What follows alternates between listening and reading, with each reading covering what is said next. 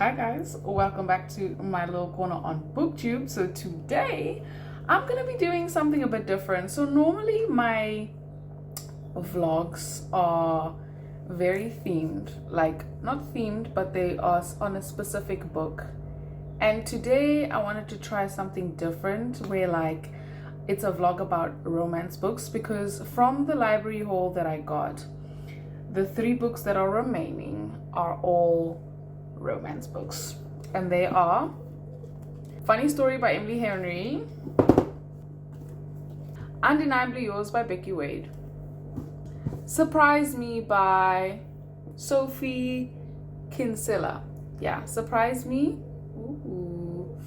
These are the 3 books. These are the 3 books that I'm going to be reading. All 3 of them are romance books, and they're pretty different. One is Christian fiction or Christian romance. One is like a romance about like a married couple, and then one I'm assuming is like a normal traditional romance. But apparently Emily Henry's books are not actually traditional romance. They're kind of more like women's fiction with a heavy romance subplot. So I guess we will see. So I wanted to try something different and see how I feel about that. Because I was like, listen, I've got till the 19th of November to finish all 3 of these books, because I've been postponing taking these books back. I was supposed to take these books back on where's the date? Give me a second. On the 25th of October. That's when they were supposed to go back, on the 25th of October.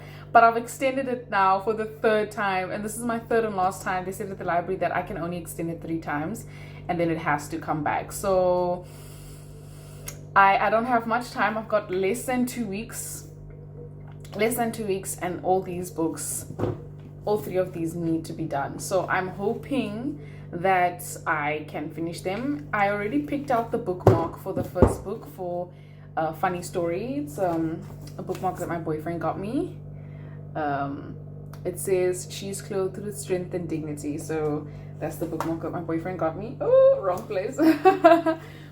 So, and then I have this little thing here with a bunch of different bookmarks and things. There's other things here, like there's my sunglasses in here and all that.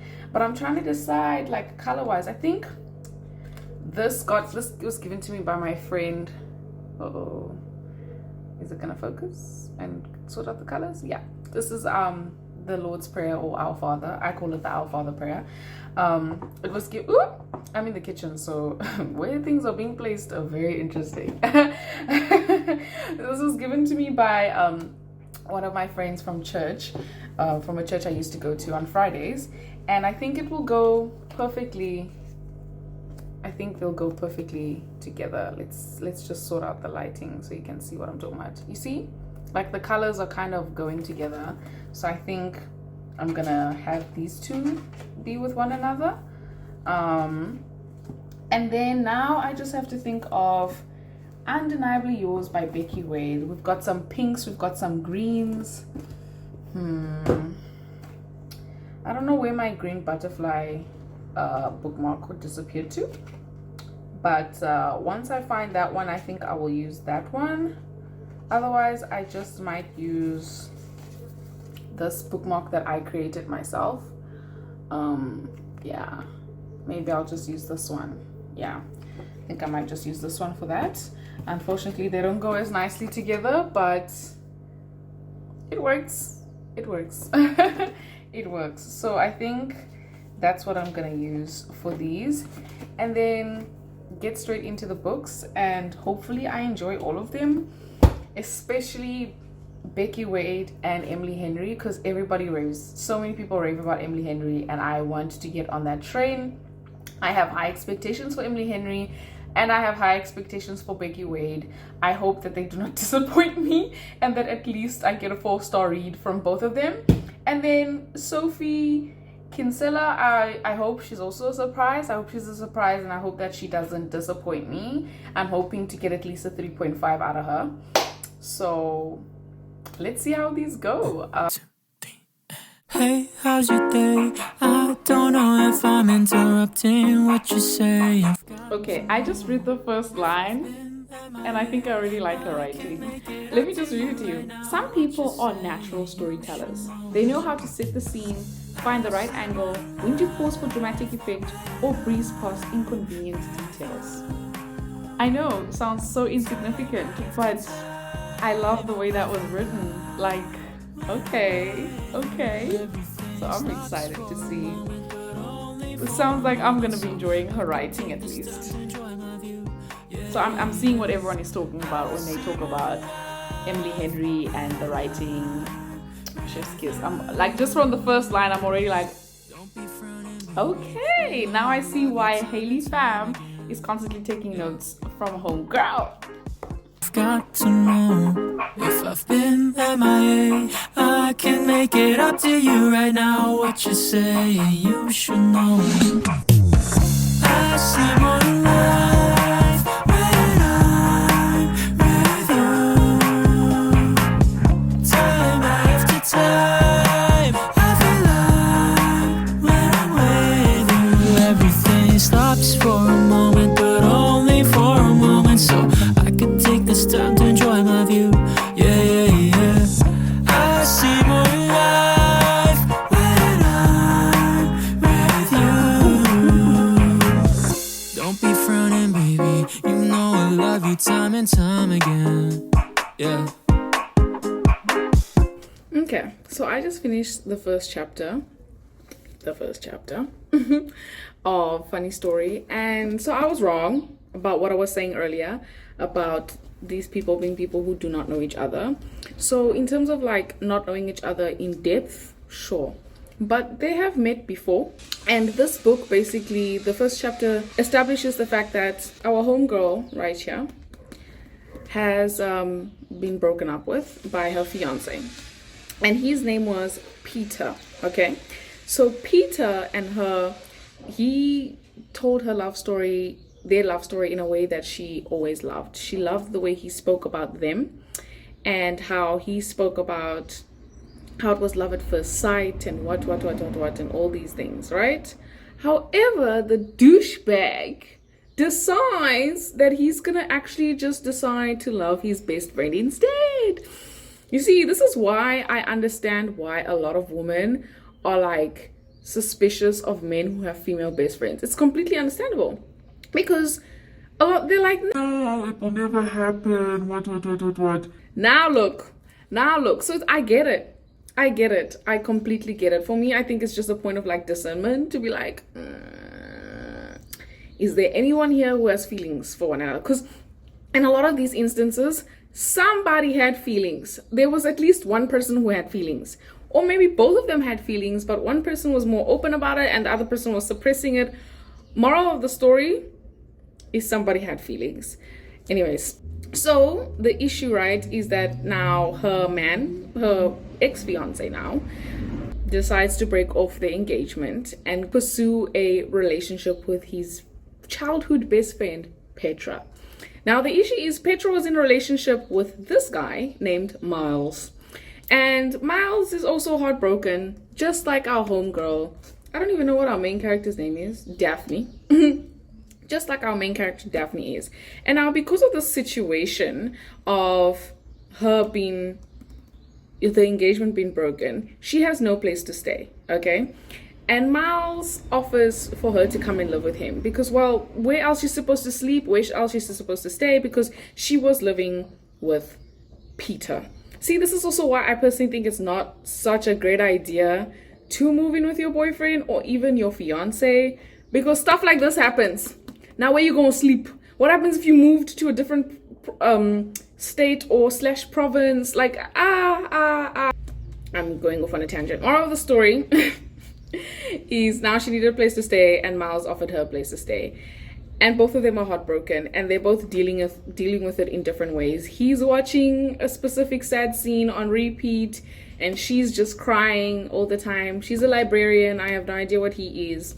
Again, just the first chapter. So we're already seeing, I guess you can see the emotional states of both Daphne and Miles, and it's not looking good, obviously, because this is fresh. Like, this happened not too long ago. And I could just imagine how I would feel if my man decided to toodles and go with his female bestie, that would trust issues up the window. Up, up, up. It means next time you won't catch me. You won't catch me. Did you say you have a female bestie? Okay. Okay, I'm gonna exit. I'm gonna exit because no ways. There's no way. Yeah, so I definitely understand how she's feeling. No, absolutely not. So I'm definitely excited to see how this goes. I love the writing. I love the writing. Already, I'm in love with the way she writes. I'm obsessed, and I can't wait to continue the story to see how it all goes. I'm not going to update you as much as I normally would in my other vlogs because I'm like, wait, this is 3 books I'm going through. If I have to be as like thorough as I normally am, this video is going to be 2 hours long, and that's just crazy. So I'm gonna try and see out of these 3 romance books which one is my favorite. I'll rank from my least favorite, my most favorite to my least favorite, and why at the end of this video. I hope I remember that this is the statement that I made, because well, I forget certain things that I say and then forget, and then later on at the end of the video that's not what happens. So please rewatch this video, ma'am, please. But yeah, anyways, so I'm excited to see how this all goes. Next, I think I'm gonna try Becky Wade's book, but I have no idea when I'm actually gonna start that. Okay, so it might not happen today. I've got things on my agenda. I've got schoolwork to do. After that, I need to eat. After that, I need to be preparing to leave to go to town. So yeah, but I think I'll be carrying this book with me, at least where I go, so that I have opportune times to read her. And then hopefully maybe like tomorrow or sometime next week, I'll have time to open up Becky Wade's book, and then also Surprise Me by Sophie Kinsella. Is it? Yeah. I've been trying lately, but I'm not perfect. I've been searching, then you came into we're not allowed to swim. I'm done making my mind up now, cause you've been spinning my head around. I only want you, baby, that's the truth, cause I see more life when I'm with you. Time after time, I feel like when I'm with you, everything stops for a moment, but only for a moment. So I could take this time to enjoy my view. On the 16th of December.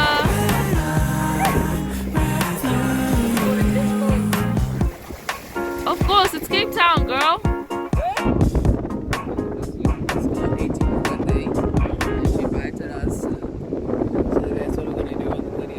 Yeah. But your parents came in the cul-de-sac, leaned back in a leather-clad seat. Spirits in your Prada bag. Suburban summer 17 was a roller coaster ride. A manic pixie dream girl right beside me, and she said she liked me. I've come to the end of, let me grab it real quick. Funny story. I've come to its end, and it was so beautiful in so many ways, and so introspective in so many other ways. And let me take off my glasses because, well, should I take them off now? It was so beautiful in so many different ways, and though I can't continue without talking about the content warnings. So if you're someone who is not really interested in reading smut or spicy scenes, just don't read Emily Henry in general. That's why I've made the decision that I'm not going to read her again. As much as I love the writing and I love the way she weaves a story, I love the way she did so much. Like, I love the way she did almost everything.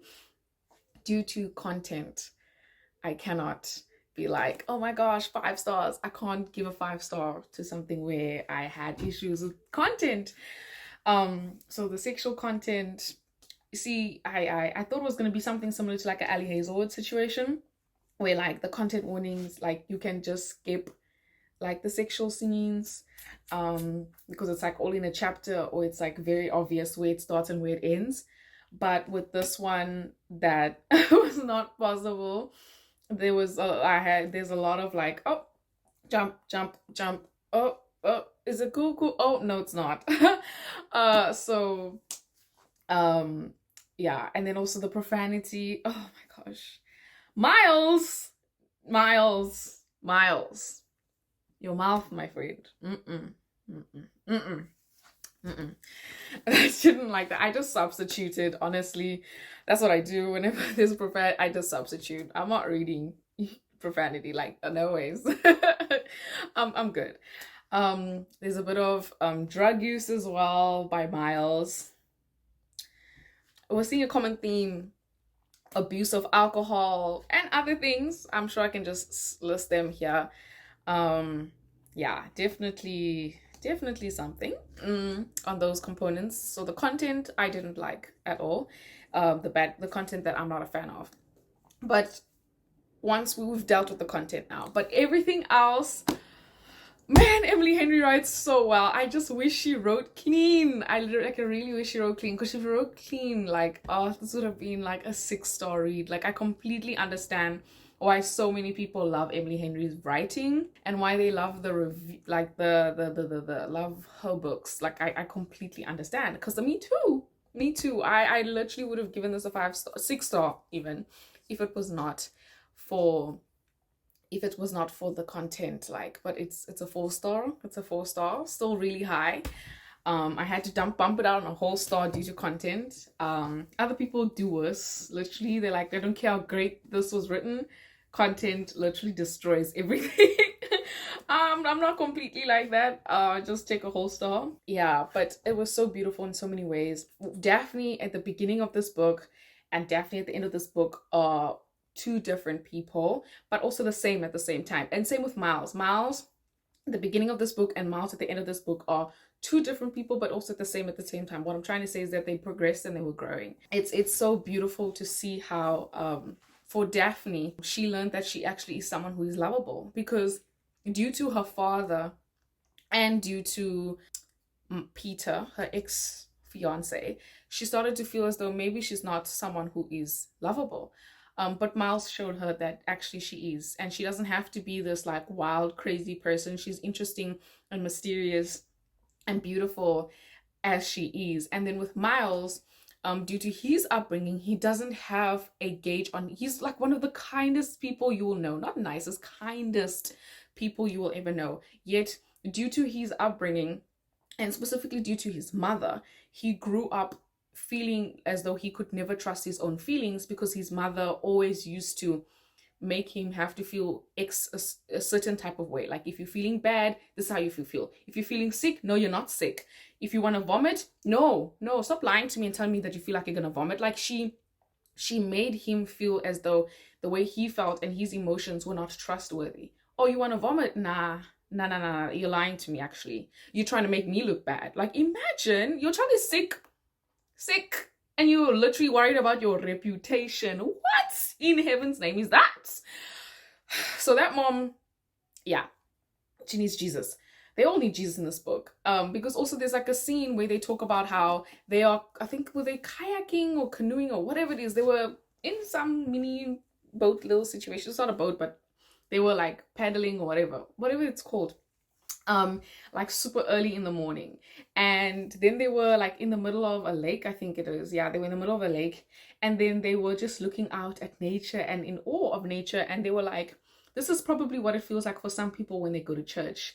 And I was like, throughout this book there was some slight, like, it's very few times though, like less than 5 times, that like have to do with like Christian statements. Because even like close to the end of the book, it's like, let him who without sin throw the first stone. I'm like, this is weird and interesting.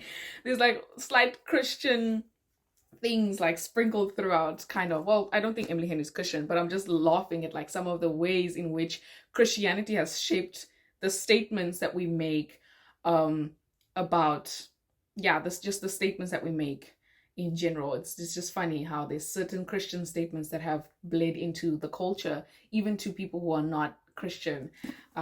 It's very interesting. So yeah, and I was like, yeah, but we don't feel just like that in church, because God is everywhere in the sense that he is omnipresent. So not like he's in everything. No, or that he is everything. No, no, no, no, no. Not pantheism or panentheism. No, he is everywhere in the sense that he's omniscient, omnipresent. He's everywhere at the same time. So it's very interesting to see, and I love the growth that they went through in this book. I love how they changed, and I love how they were challenged. And I did hate the third act breakup situation, but it didn't come out of left field, and it made sense as to why the situation happened.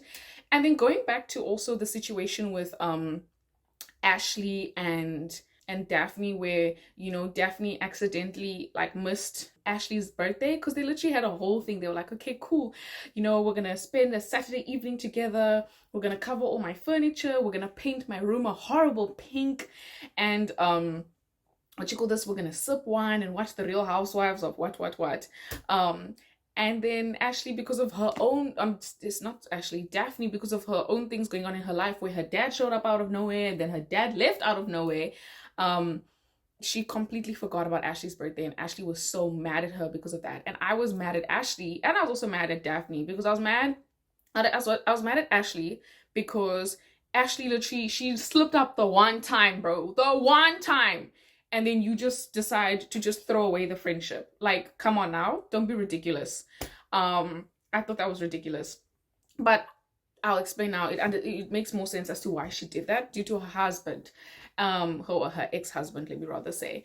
And then there's Daphne, who I was upset at because she didn't fight. I was like, initially, I'm like, girl, fight, like, explain yourself, explain why you forgot, because obviously she was out with Miles that night, but she was out with Miles that night because her dad literally left, and then her dad disappointed her again.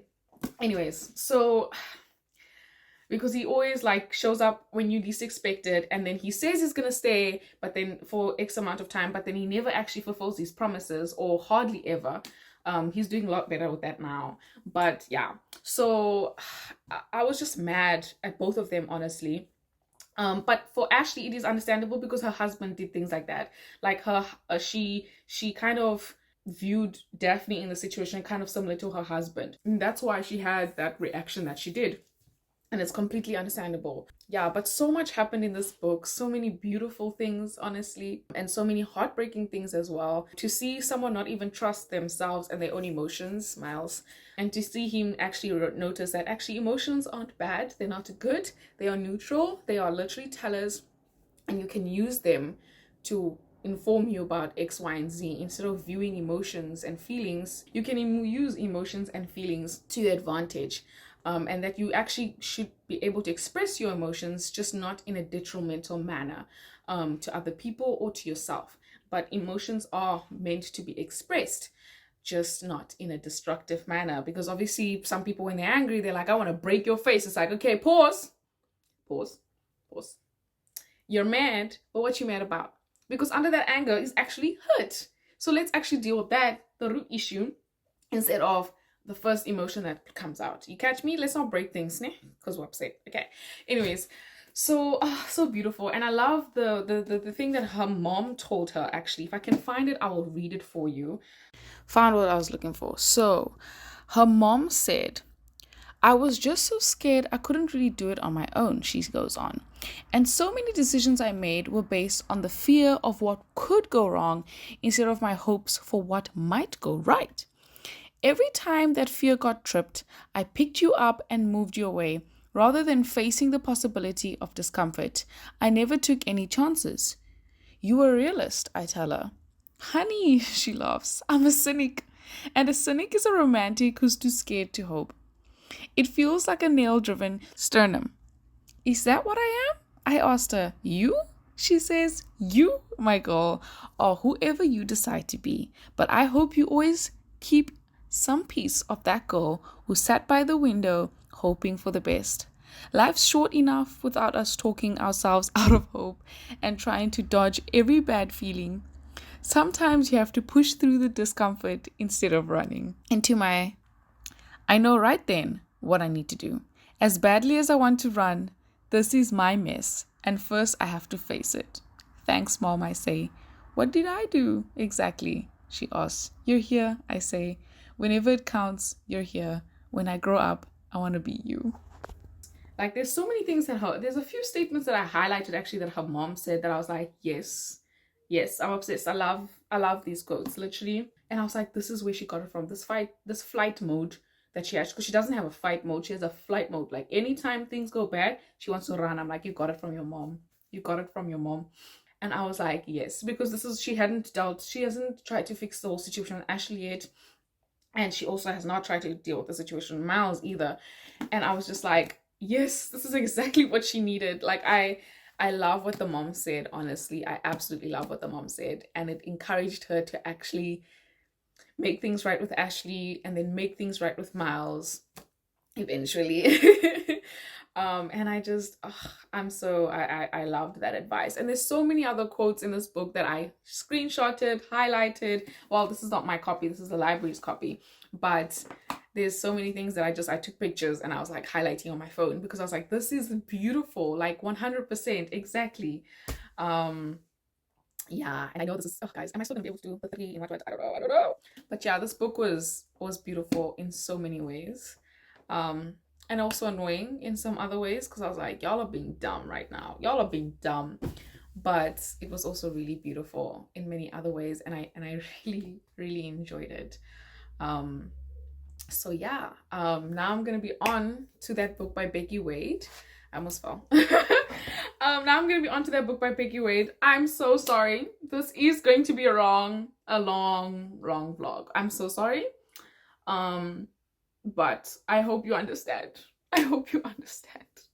But I bet it was a right thing running up at the wrong time. And I think maybe if I'd held on tight, she'd still be sitting by my side. I'm noticing a common theme of problematic fathers or lousy fathers. Like, listen to this. Meg has always known it, but she's never worried about it much because while her father was lousy at being a father, he's always been very, very good at being rich. So in the other book, funny story, our main character Daphne did not have such a great father. He literally was such a lousy father. And now we've got another book of someone who's also a lousy father. And in the first book, funny story, in the book I read previously, in Funny Story, the dad always like gave her gifts basically, and initially she used to love those gifts, but then as time goes by she actually realized that those gifts were actually trying to like bribe her for affection, and that's where she was like, oh, I don't like these now. And now we're seeing here that there's someone who also has a father. Her name is Meg. Horrible father, or not, let's use the words, a very absent father. However, he's great at giving her money. What is up with these fathers, man? What is up with these fathers? But you said you liked me. Oh, I bet it was a right thing running up at the wrong time. And I think maybe if I'd held on tight, she'd still be sitting by my side. I'll never know, I'll never know. I don't like messing with regrets, but I doubt you'd ever leave my head. What could I have done? Could I have said I'll never know, I'll never know. Oh, I'll never know, I'll never know. Okay, so I read the first chapter of Undeniably Yours, and interesting. So remember that father that we were talking about? Yeah, he's dead. He's dead. He died of a heart attack at the age of 60. Very young to die of a heart attack, but that's what happened. And now our main character, Meg, has inherited like all of his estates, basically. His estate, his assets, his land, his business, like everything she has inherited. And now there's like some investments, I guess you could say, that he had, that she's just like, listen, I'm not interested in these investments, so sorry, but you're all gonna get fired. she's already fired, was it 3 people or 3 investments? There was one to do with like specialized guns, there was one to do with dog, wait, what was it? I don't remember what the other 2 are, but basically she's just cutting out stuff because she's like, this is unnecessary stuff to be investing in and I don't care about it. However, there's the most expensive one, which is thoroughbred horses, who she also wants to cut ties with because she doesn't like horses, she doesn't care about horses. However, the owner is trying to convince her otherwise, like, listen, like, you can't just do this. I've got 20 employees, I've got 90 horses, like, you know. And she's like, no, everything's been accounted for. If you read the contract, it's all been dealt with. But he's like, nah. So he comes back basically because he leaves the office after the whole deal has been put on the table. He doesn't even open the brief. He literally leaves. And then after like a minute or 2 comes straight back and actually is like, nah, actually no, I'm gonna fight for this. Give me 6 months. Give me 6 months to break even. So she's given him 6 months because this is not her jurisdiction. Like, she's not a business lady. This is not her thing. She was like, what was she? An assistant of a whatever. Like, she was not this. She was very content where she was, but now she's been thrown into the corporate world, and even worse, she's been thrown into like a super high position in the corporate world because she's taking her father's position. So yeah, it's we're not learning much about these characters so far, but I guess we will see more as we continue. But it's pretty interesting to see at least the predicament that she is finding herself in. So I can't wait to learn more about her, learn more about him, because I feel as though, yeah, he's the love interest. Yeah, because she doesn't like horses, she doesn't care about this investment at all, but he literally offered for her to come to the farm sometime in the week so that she could actually at least see her investment, you know, even though she don't care about it at all. And it's the most expensive investment as well. But I'm excited to see how this all goes, because somehow a romance is going to ensue. So it's gonna be interesting. So obviously, due to the romance, she's probably not gonna close down the farm. Also because, I mean, the cover is telling us that that farm is still gonna stay, but let's see how that all happens. Hey, how's your day? I don't know if I'm interrupting what you say. I've got to know if I've been MIA. I can make it up to you right now. What you say, you should know. I see more life when I'm with you.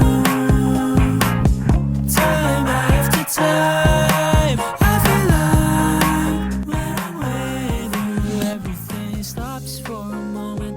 Hi guys, so I've been reading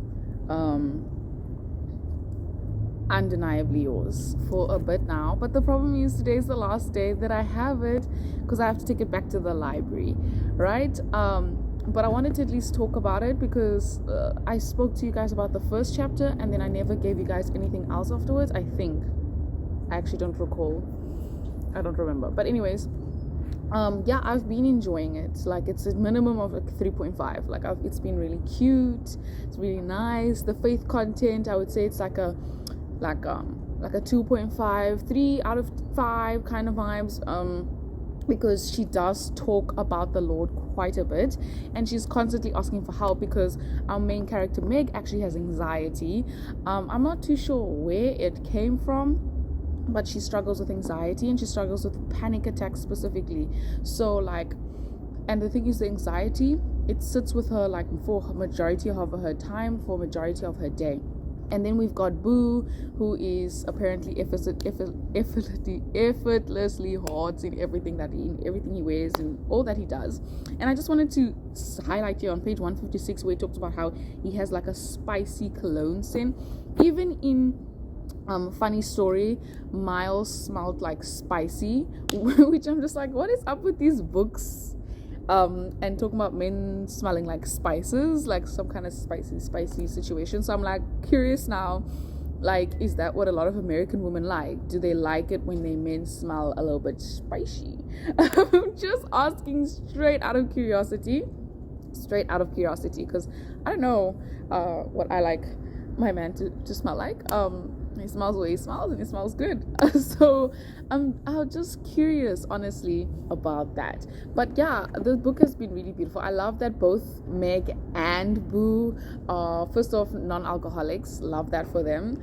I love that they both talk about their faith, because she was kind of like, oh my gosh, you're Christian, and he was like, yeah, I grew up in Texas, went to church every Sunday, you know, because so he's the kind of Christian that went to church like every Sunday when he was growing up. Or let me rather say, he's the kind of person who grew up in a Christian home where it was like, nah, we go to church every Sunday. And then she grew up, I wouldn't say she's not it's not like Christian-ish, but it's more like the whole, you know, Christmas, Easter, and I forgot what's the other holiday that we celebrate, but like we celebrate quite a few. But for Christmas and for Easter primarily, they would go to church those days. But ever since, I think, the things that took place with her 5 years ago, she started taking her faith a lot more seriously and started leaning on the Lord for help a lot more, which I think is so beautiful. And it showcases how, like, for quite a number of people, when life gets hard and life gets rough and life be lifing, they start realizing, yeah, I can't do this life by myself. I actually need God. Like, without God, I can't actually do this. He's the one who created me. He's the one who made me. So he should be able to assist me and guide me, because, wow, life is rough. Life is literally rough. And it's even worse without the Lord, honestly. It's even worse without the Lord. So it's been really cute, and I'm a bit sad. So at least I know I'm gonna try and read as much as I can now, log that in, so that maybe like in January again I can pick up the book and continue. Because while I do want to find out how this book ends and find out what happened to her 5 years ago, because I know it's got to do with her ex-husband, because she was married. But I'm not too sure as to what exactly happened. But yeah, I'm curious to see what unfolds and how they go from, because the thing is, right now where they're at is we're strictly professional. They actually both recognize that they might have feelings for one another. However, none of them are going to act on it. Boo's not going to act on it, because he's like, no, you're my boss, so I can't act on this stuff. And then Meg's not gonna act on it, because she's like, oh, like, this might be super inappropriate, a boss and her employee. So they both want to really stick to being professional, right? Even though their relationship is not professional in any sense of the word, they don't want to toe the line into romance now. They are great friends who also happen to be heavily attracted to one another. And Boo is in love with her. It's not like he likes her. No, he's in love with her. Meg, I think she likes him, and she likes him like a lot, but I don't know if I could consider her to be someone who loves Boo from the way that she thinks about him. Or rather, because Boo, the way that he talks about Meg, it's like super intense. It's like, this man is head over heels, okay? He's in love, like he's gone, okay? Versus the way Meg talks about it, where she's like, she's got feelings for him, she feels all these fuzzies, but like, it's not sarang. So that's why I'm thinking that I think she really likes him and she's attracted to him, and I think that Boo likes her, is attracted to her, and he actually loves her. Like, he literally loves her as a human being. He loves her as a woman, because that's also another thing I've been noticing as well. There's a little bit of noticing, in a sense of like talking about each other's physique a little bit. Like, they go into a bit of detail on that. And if I'm remembering Lindsay from BFG, she doesn't really like those kinds of descriptions. So if you're her and you're watching this by any chance, probably don't read this book, because you're probably gonna be like, no, we didn't need all of this. But for me, I think it's more like, the way I see it is like, Becky Wade wrote it like how some people really, like, this is how people think. Now, would I say that they are as flushed out as the characters in Emily Henry's book? Not necessarily. I didn't realize this was going to become a comparison video as well. But I would say, would I consider them to be 3D three-dimensional. I think they're almost there. Like, they're almost there. But the thing is, as of right now, Boo has no flaws, is what I'm recognizing. I'm like, Boo doesn't really have flaws. Like, some of the things he thinks, I'm kind of like, sir. But like, I wouldn't consider him to be someone who has flaws right now. And Meg, she has panic attacks, right? And she has anxiety. But to me, anxiety is not necessarily like, that's not a flaw that you can change. This is not something that you can change by yourself. Like, this is like, yes, you can make it better, but only God can completely just deliver someone from anxiety. So I wouldn't consider that to be like a flaw necessarily. It's like just a situation that she finds herself in. But yeah, it's been beautiful. Even when they were talking about the Lord and stuff, and it was super cute. There was a component a few pages back or something, or further into the book, 100 and something pages in, where like there was a conversation that was just brushed over, like it was written about in a few sentences and then kept going. And I was like, oh, but why are we not reading about this? Why are we not reading this dialogue? Because they were talking about more of their faith stuff. And I was like, I want to be reading that convo too. Like, I want to be involved, because I thought it would have been super beautiful to see like how they talk about faith and talk about these other components. Obviously they do talk about faith in this book, but like, I don't know, I just, that conversation specifically that was brushed over, I personally believe could have just been written out. It would have been so beautiful. It would have been so beautiful, yeah. But yeah, otherwise I've been enjoying my read, and I've been talking for too long, so let me shh. Hey guys, this is editing me. I think I recorded a clip of me talking about the end of this book and the other half or other quarter, but I don't know where that clip has disappeared to, if I even recorded it. Maybe it was a dream, I don't know, or maybe I recorded it but I didn't like it, so I deleted it. I don't know, that clip is missing. I don't know where she is. So I'm gonna try and, like, from my memory, try and speak about the latter half. Things went wild, okay? Her ex-husband stalking her. Ex-husband kidnapped her because he wants money. So the whole reason why her and her ex-husband got divorced is because he stole $2 million from her. $2 million. And this was this was a hidden account that he was not supposed to know about, but he's an IT genius. So he somehow found out about this bank account and stole $2 million from Meg's bank account. Wild. Okay. So then they get divorced because he's also was just a horrible husband. He was not a great man at all.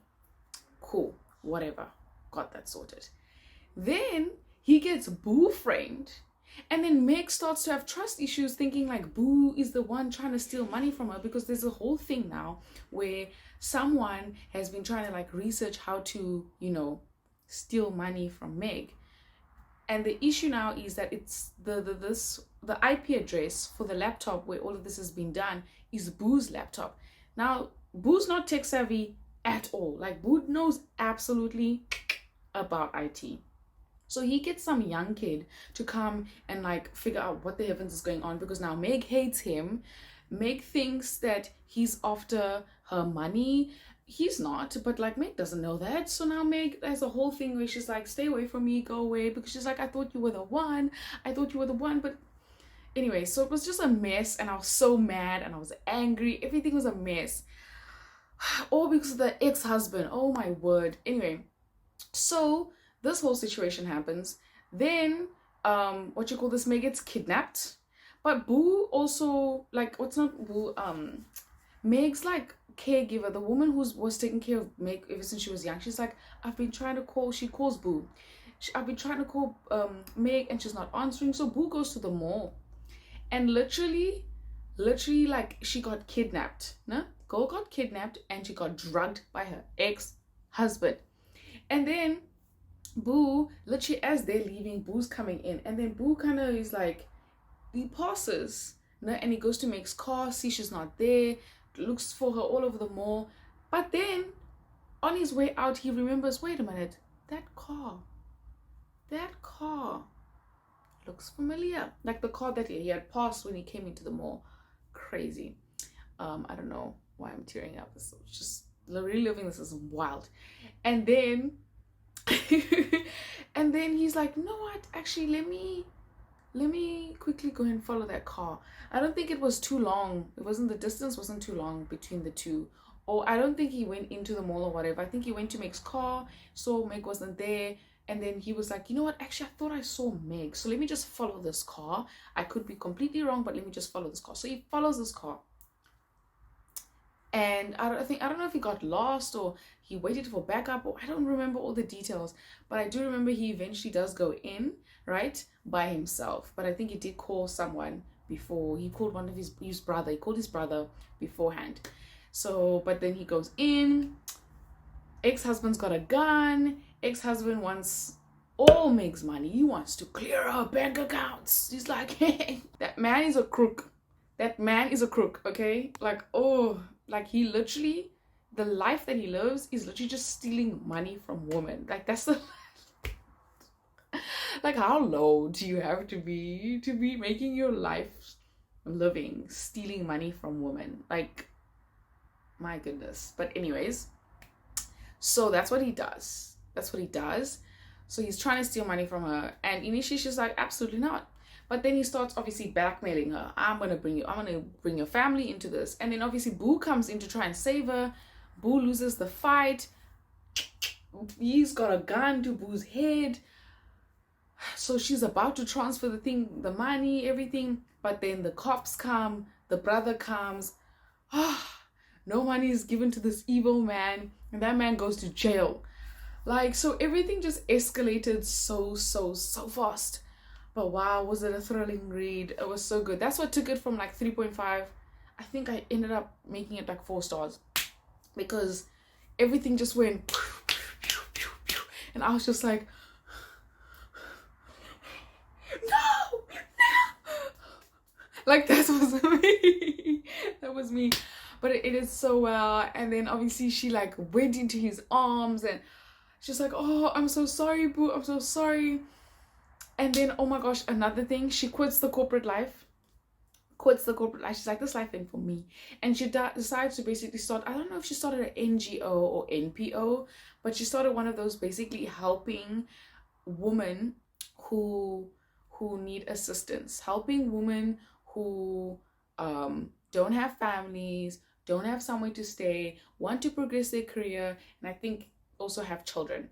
So that just became her thing, and she started that. And all of this was inspired by the initial events of this book that catapulted this whole thing of this ex-husband coming back into her life, is because there was a girl who was with the ex-husband, who had a child with him, and she wanted to get this man, the ex-husband, who was her boyfriend at the time, she wanted to contact him. So she came to Meg to see if Meg might have any contact information of him. Meg's like, nah, I don't, because Meg wants nothing to do with him. She hates him, doesn't like him, because of all he did to her. He was a horrible husband, and he stole $2 million from her. Like, guys, that's not child's play.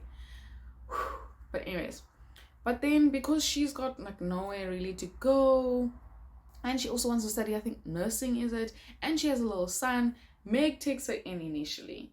Then Meg just is like, you know what, she's just gonna stay here. And then Meg basically starts getting the idea to actually start bringing women in, right, into a home, or like into a separate home that's on her property, where they can be financially supported by Meg until they can stand on their own 2 feet. So this one girl and her son inspired this whole entire organization that Meg founded and started and initiated in the whole situation, where she can actually help moms and women who are on the street or in low income households or things like that, who can't sustain themselves, they can't get themselves education, shelter, the whole 9 yards. And Meg is like, I've got the money, I can assist you, I will help you until you are on your own 2 feet, and then you won't need me anymore. And I was just like, that's so beautiful. So yeah, so you can believe I definitely enjoyed, especially that last quarter. especially that last quarter of Undeniably Yours was. But only for a moment, so I could take this time to enjoy my view. Yeah, yeah, yeah. I see more life when I'm with you. Don't be frowning, baby. You know I love you time and time again. Yeah. I've been trying lately, but I'm not perfect. I've been searching, then you came into my life, so now, yeah. Hey guys, so I forgot to talk about this book. Remember how I said I'm gonna be reading 3 romance books? Yeah, that's the third one, and I forgot completely to talk about it. I thought I made a video about it already, but I didn't. And I started this book late November, early December. I'm not too sure, I'm not gonna lie. I'm not too sure when I started her, but I'm assuming it was like late November, early December. Because I was still working at the time, so that's what's also been like really decreasing my read of this. But and I'm already like on page 194, so I'm about like more than halfway through now, and the book is okay. Like I don't hate it, I don't love it. It's like just a chilled book, let me say it like that, even though like I guess you can say, depending on the person, this is not chilled at all, because number one, content warnings, I'll put them up on the screen, but they are like 2 or 3 sex scenes so far that have happened in this book. Yeah, and the thing is, they're not closed door, but they're not fully open either. It's very confusing, because when I used to read smut, this is on the lower end of the scale, okay? But it's not closed door. This is not closed door at all. This is like fade to black, but like super intense fade to black. Yeah, so I'm just warning you guys now. For all my Christian girlies, stay away from this book. It's unnecessary. I'm only reading this because I actually just want to finish the book. But no, never again. I don't think I'm gonna be reading another Sophie Kinsella book if it's gonna have spice. Basically, this book is about a married couple. Funny story, Daphne keeps like coming back into my head. Sylvie and Dan, and they met about, I think, 10 years ago. They met 10 years, so they've been together for 10 years, married for, I think, 8 or less than that, but they've been married for a couple of years, not a decade, but they've known each other for 10 years, or they've been together for 10 years, let me rather say. So probably known each other for more. And the premise of this book is based on the fact that they want to surprise one another. Why do they want to surprise one another? They want to surprise one another because they went to a doctor's appointment and they found out that they are super healthy, super good, like their lives are sorted, and they're probably gonna live for over 100 years. This is like surprising information for the couple, because they're like, what do you mean we're gonna be together for another 69 years? This is like, I don't want to be. What do you mean? Like, it's quite shocking, to the point where they have a discussion about it. I think it's a bit childish that they are like completely shocked that they're gonna be together for like multiple decades. They really severely underestimated marriage. But when they told each other at the altar, till death do us apart, they didn't think it was gonna be 60, 70 plus years of marriage till death do us apart. Apparently, in their brains, they thought they were going to be together for 30, 40 years, and then they were going to die. But now they've been told they're going to live for over 100 years, and now marriage is starting to look very bleak, very dull, because they are the kind of couple that they don't do surprises for one another. Once they know something about each other, they stick to it. So if she knows that Dan likes X, she will continue to go in that stream. She will not like try something new in the relationship. They won't do a lot of surprises.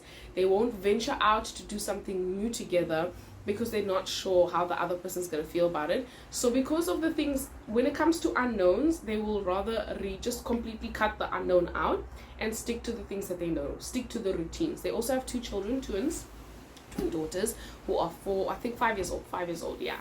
So they really like to stick to like a routine and just go. They even finish each other's sentences, and they even like, in quotation marks, read each other's minds. It's more like probably because they're so familiar with each other's mannerisms and the way that the other person communicates, they are able to communicate in such a way where like, if anyone else is listening to their conversation, we would be like, huh? But for them, because of the way that they've created themselves or positioned themselves in such a way that they are borderline reading each other's minds. But they can't read each other's minds. You see that very frequently throughout the book, that they don't know as much about one another as they thought they did, because they thought they knew everything there is to know about one another. But then, as the book progresses, you start finding out, actually, they know almost, like, I wouldn't say they don't know anything about one another, but there is a lot more that they don't know than they do know. And this was not in the realm of possibilities for them initially, you know? My phone's telling me it's on 15%. Whoopsie. So throughout this book, you start to see that Sylvie introduces the idea of surprising one another. And Dan doesn't take to this initially, but then he decides, okay, fine, we're going to do this. So they both plan surprises for one another. So far, all three surprises they've planned have not really gone according to plan. They haven't really gone super well. But at the end of the day, the third surprise, has been something that they didn't go well initially because of the plan of the actual surprise, but Sylvie turned it into something, I guess you can say, beautiful for the couple and adventurous for the couple as well. And this surprise led to Sophie's eyes being opened to the fact that she doesn't truly know everything there is to know about Dan, because Dan starts talking about his like college days and starts talking about how he loves gardening and wada, and Sylvie's here like, I'm so sorry, you love what? Since when do you love gardening? And then he starts talking about this Mary girl who he's never mentioned to her before, because Sylvie made it a huge point of contention to like know every single person that Dan has ever been with, because she's like, So when he was like, yeah, I probably told you about Mary, she's like, Mary? No, you've never told me about Mary. And she says it in a very like, okay, I think I stepped on a button here kind of way, you know, when someone is like pretty like strict on their words, like, and they were having a really beautiful moment because they decided to have sexual relations in this like public area that's also private at the same time. I don't know, it was like a garden, super cute artistic garden or whatever. Like I said, there's been like 2 or 3 sex scenes here. Yeah, so they're just coming off a high, and then he starts talking about this Mary girl, and now everything is ruined. Everything is completely ruined, and she's not too happy about it, obviously, for understandable reasons. Because after the conversation, Dan decides to start looking up Mary Holland, wants to know what's going on with her life.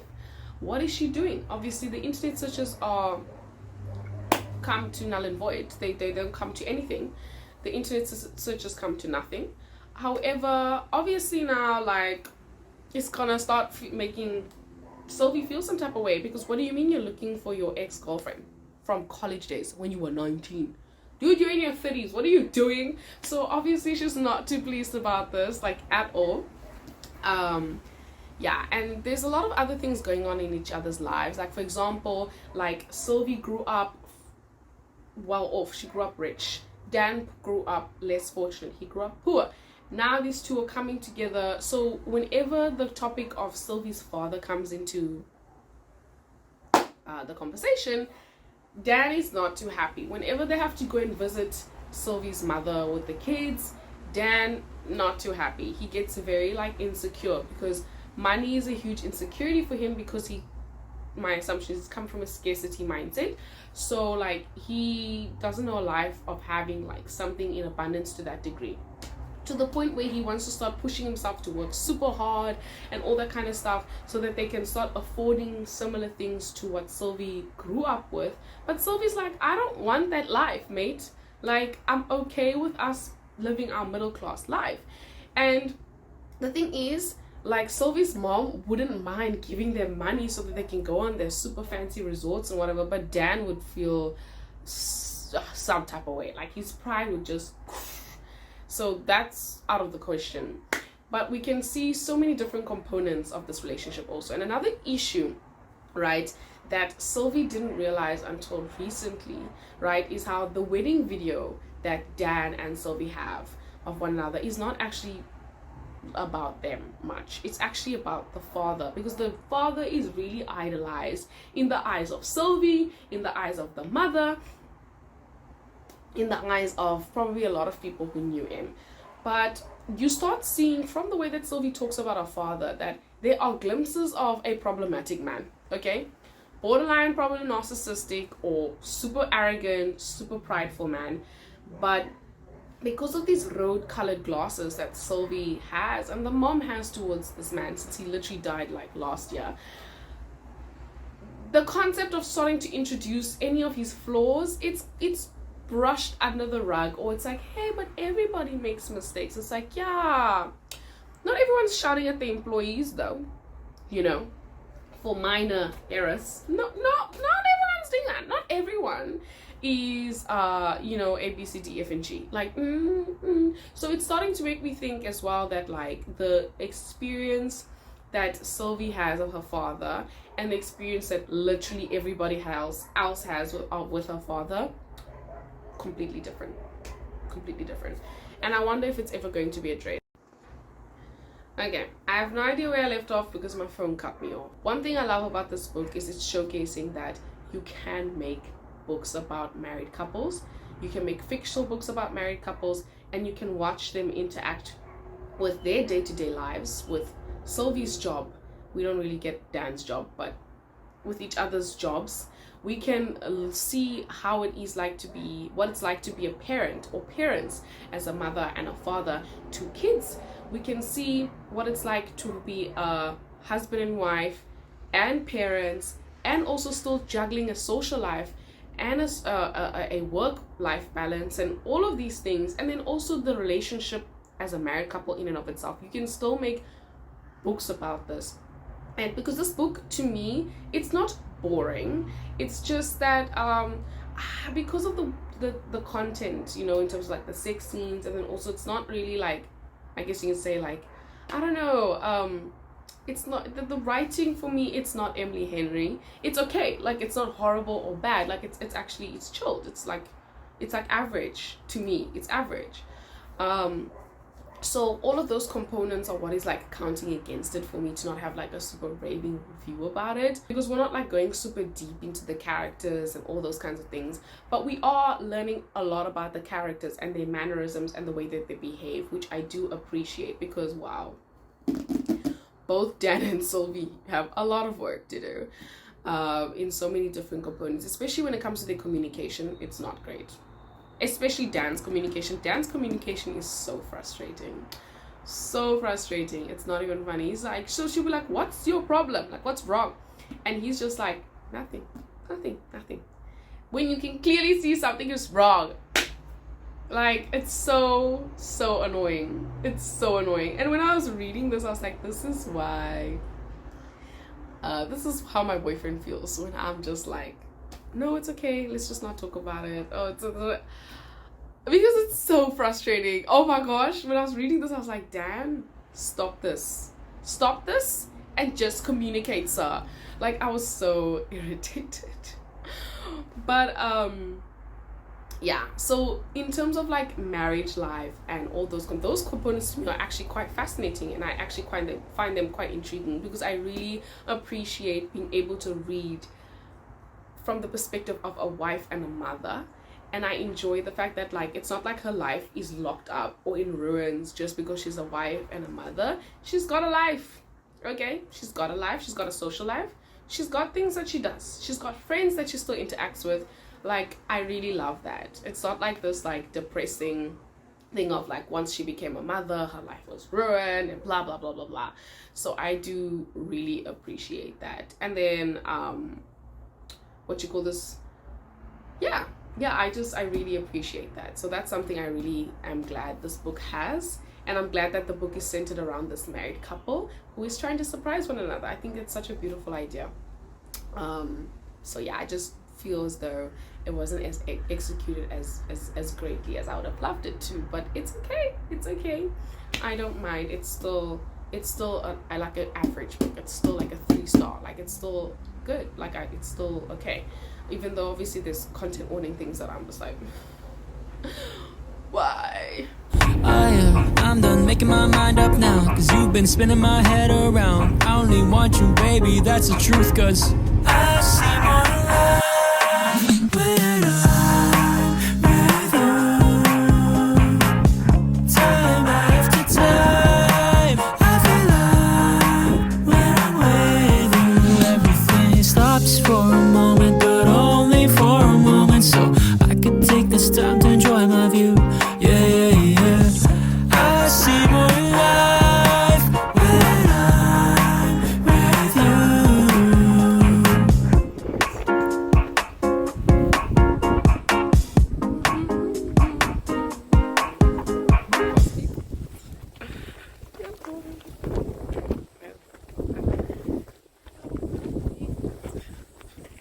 That was so good. That was so good. I'm never doing this again. Just wanted to check in and say, I'm at Cape Point, if you guys can see. It was a nice hike. My legs have been tested and tried, but it's been pretty good. And I will tell you all my thoughts on Surprise Me when I've settled down, and I guess when we're done with the hike. Now we're like walking down somewhere. So yeah, I'll check back in with you guys. Bye.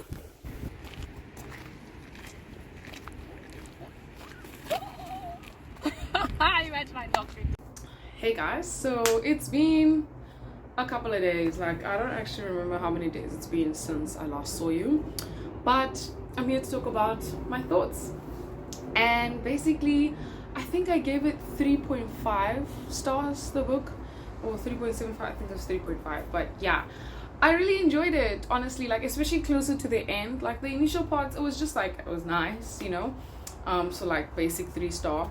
But as I kept going, especially like that last part, those last couple of chapters, everything escalated. Like, everything escalated. We found out what our homeboy Dan was hiding from Sylvie, and it was crazy. I'm like, what? Your dad is basically being accused of sexually abusing someone? Like, oh my gosh, everything went south. And then you start finding out, okay, so Dan wasn't cheating, right? I was like, I really hope he's not cheating. But like, he wasn't cheating. He was just keeping this from her because he really thinks she's like super sensitive to this information, and she's super protective. She's super protective when it comes to her father. So like, of course, now when it comes to this information, like, he really thought she wasn't gonna be able to handle it, but she did handle it, and she handled it really well. And guys, turns out, you know how in the book, I mean, I don't know if I talked to you guys about this, but you know how in the book, right, if you guys have read it, it literally talks about how like her parents told her she has an imaginary friend and all that. No. Turns out that imaginary friend wasn't so imaginary. That imaginary friend is real, and that imaginary friend is the very person that was sexually abused by Sylvie's father. Crazy. I was like, So yeah, the latter half was super fascinating, super cool, super interesting, and I really enjoyed it. Like, things really spiked up, and Sylvie completely decided to do a 180 on her whole personality. She said, you know what, you guys are known, I'm known for having super long hair up until my waist. Well, I'm cutting it. Because the thing is, the whole reason why she kept her hair long for her whole life is because her dad loved her long hair, and she liked, you know, being her dad's princess. But after all of this, not so much anymore. And then also another issue is like, her dad was so mean to Dan. She was like, you know what, my dad was rude and actually a crap hole. Like, he was so mean. And I'm like, yeah, I knew your dad was like some secret mean guy. I knew it. Like, to you he was sweet and kind and charming, But if you got on his wrong side, he was the devil himself, and I knew it. But yeah, so I really enjoyed the book. And I'm so glad that there was a lot of character development, especially within Sylvie in this book. And her character development, I think, also drew her and Dan closer together instead of further apart, which showcases that in marriage, like, one of the things I learned from this book is that in marriage, both the husband and the wife are going to change. They're going to morph, they're going to get altered. Same with the children. And you have to love them through all of that. Because the person that you married and the person that you're going to end up with 10, 20, 30 years from now is not going to be the same person. Especially if this is someone who's going to learn from the experiences and grow from the trials and tribulations that come with life.